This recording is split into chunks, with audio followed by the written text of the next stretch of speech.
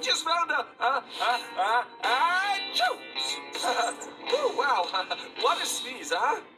So, what are you doing underwater? I'm taking a bath. Taking a bath?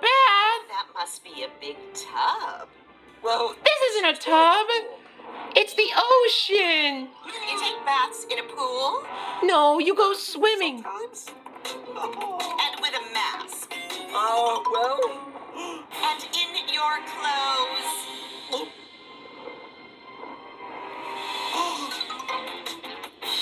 What's that floating around your head? Oh, a bath toy. Aren't you a little old for bath toys? Well, no, yes. I like rubber seahorsey bath toys and... Wait a moment. I know what those are. Earrings! No, they're not. Just little old seahorses who are swimming away.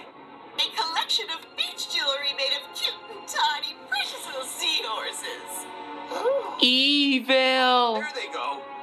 Can't find them anymore. Too bad. So sorry. I'll be right there.